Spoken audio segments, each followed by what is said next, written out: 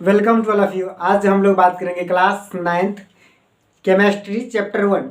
Chemistry chapter 1 में पढ़ना आपको ठोस के ये पदार्थ के बारे में पढ़ना है। पदार्थ का पहले गुण समझेंगे, पदार्थ क्या होता है वो समझेंगे, कितने टाइप का होता है वो समझेंगे डिटेल से। देखिए, पदार्थ आपको जो भी स्थान घेरता है, जिसमें कुछ ना कुछ भार होता है, जिसका कुछ ना कुछ आकार होता है, वही पदार्थ कहलाता है। दुनिया में जो भी सामान है, जो भी आप देखते हैं, पेन, घड़ी, बोर्ड, मार्कर, इंक, मोबाइल, घड़ी, कपड़ा, जितना भी सामान है सारे के सारे में कुछ ना कुछ वजन होता है, कुछ ना कुछ स्थान वो घेरेगा। जहाँ पे रखेंगे वहाँ पे स्थान कुछ ना कुछ घेरेगा, स्थान घेरेगा। उसमें कुछ ना कुछ आकार होगा, पेन का आकार कुछ ना कुछ आकार होगा।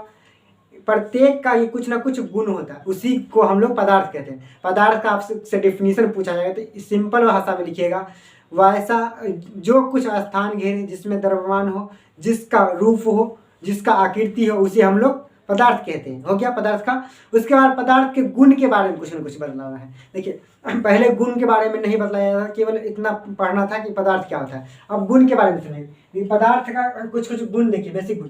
ये जो होता है पदार्थ छोटे छोटे कणों से बना होता है, बहुत छोटा छोटा कण से बना होता है। उसके बाद इसका कण क्या होता है, अत्यंत सूक्ष्म होता है, बहुत ज़्यादा से ज़्यादा छोटा होता है।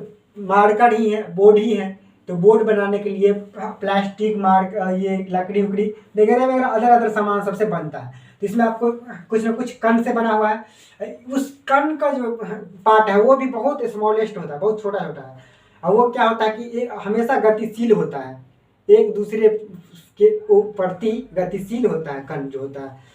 उसके बाद एक दूसरे को अट्रैक्ट करता है पदार्थ का जो कण, जो भी कण रहेगा एक दूसरे को अट्रैक्ट करेगा। अट्रैक्ट नहीं करेगा, अगर खींच के नहीं रखेगा तो पदार्थ बढ़ेगा ही नहीं, सामान कोई भी निर्माण होगा ही नहीं, सामान नहीं बन पाएगा। इसीलिए पदार्थ का कण क्या करता है, एक दूसरे कण को आकर्षित करता है, खींचता है। जैसे मैग्नेट हुआ और ये आयरन हुआ, मैग्नेट आयरन को खींचता है अपने ओर।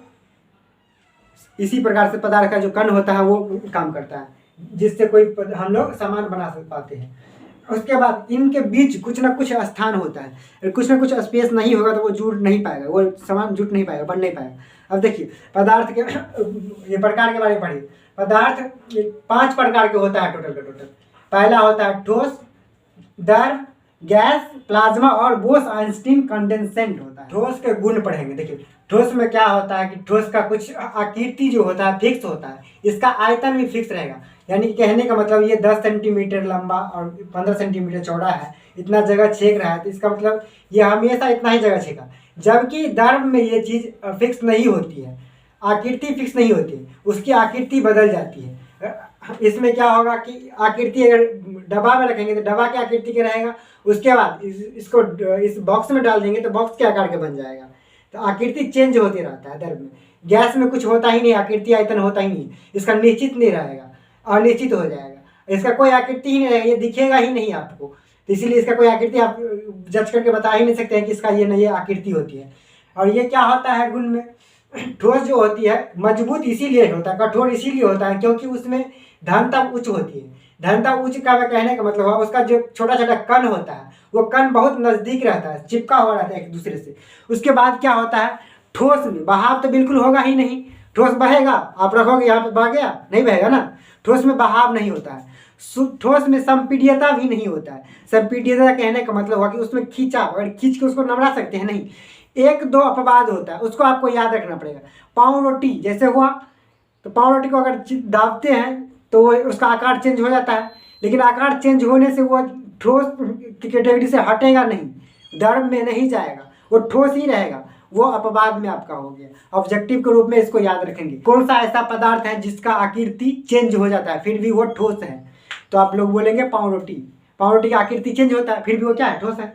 उसके बाद इसमें भी ये संपीड्यता नहीं होता है, द्रव में भी संपीड्यता नहीं होता है। इसमें तो संपीड्यता बहुत ज़्यादा होता है, यहाँ पे रखो यहाँ पे फैल जाएगा, इधर से उधर हो जाएगा, ये जल्दी से जल्दी पिघलेगा नहीं। अगर एक लोहा ले लीजिए और एक यहाँ पे द्रव के रूप में कोई तेल जमा हुआ नारियल का तेल ले लेते हैं, या तो यहाँ पे पानी ले लेते हैं, दोनों को गर्म किया जाता है, तो आप पाएंगे कि लोहा बहुत जल्दी गर्म नहीं होता है, बहुत लेट से गर्म होता है। लोहा बहुत लेट से गर्म होगा, जबकि यहाँ पे पानी बहुत जल्दी गर्म हो जाएगा।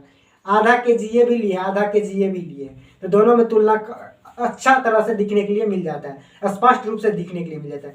संकुचन, इसमें सिकुड़न नहीं होता है, जो ठोस रहेगा वो सिकुड़न होगा नहीं, होगा ना। बोर्ड सिकुड़ता है, ऑटोमेटिक नहीं सिकुड़ता है। इसमें सिकुड़न होता है लेकिन इसके अकॉर्डिंग थोड़ा कम होता है, लेकिन होता है, ये तो जम जाता है। और इसके बाद इसमें सिकुड़न भी होता है। इसमें दाब ज़्यादा काम करता है। अगर गैस का छोटा सा डब्बा में रख दिए, छोटा सा पाउच में, अगर गुब्बारा में रख दिए, गुब्बारा में गैस डाल ले और गुब्बारा को छोड़ देंगे तो क्या होगा, गुब्बारा एक ऊपर भागेगा, एक ऊपर भागता है, इसका मतलब प्रेशर बन रहा है तभी तो ऊपर भाग रहा है। इस दाब पे ही आपका बड़ा बड़ा जो रॉकेट है वो सब काम करते हैं। दाब नहीं रहेगा तो रॉकेट काम करेगा ही नहीं करेगा। उसके बाद प्लाज्मा अवस्था में देखिए, प्लाज्मा अवस्था में क्या है कि इसमें जो सूरज आपको चमकते हुए दिखता है, तारा जो चमकते हुए दिखता है, प्लाज्मा अवस्था के कारण ही चमकते हुए दिखता है। ये बहुत गर्म अवस्था को इंडिकेट करता है और ये बहुत ठंडा अवस्था को इंडिकेट करता है।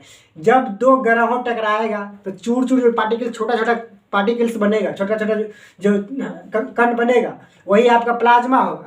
जबकि बोस-आइंस्टीन कंडेंसेट, इस अवस्था का खोज भारत का वैज्ञानिक सुरेंद्र बोस ने किया था। सुरेंद्र बोस खोज किया, उसके बाद इसको मान्यता नहीं मिल रहा था तो ये गए सर आइजैक न्यूटन को आइंस्टीन को बोले ऐसे ऐसे बात, तो आइंस्टीन बोले कि ठीक है, तो आइंस्टीन बोला तब इनके अवस्था को मान्यता मिला, तब इसके वैलिड ये अवस्था को किया गया।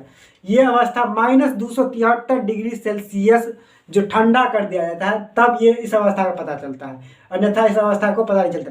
जैसे कि एक आलू को 100 बार सीटी बनाइएगा ना, जितना ठंडा होने के बाद उबलेगा तो उतना ही इसमें ठंडा रहता है। अभी देखिए हम लोग आलू गर्म करते हैं, 102 सीटी में वो बहुत हो जाता है, कंप्लीट सीज जाता है।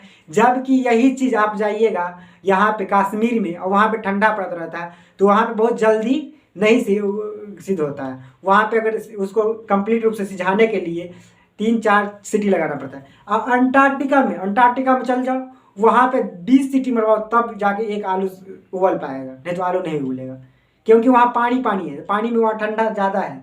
वहाँ के आदमी को ऐसे रख दिया जाएगा तो जम जाएगा आदमी, इसीलिए आदमी सुरक्षा कवच के साथ जाता है। ठीक है, इसी के साथ चैप्टर को कंप्लीट करते हैं।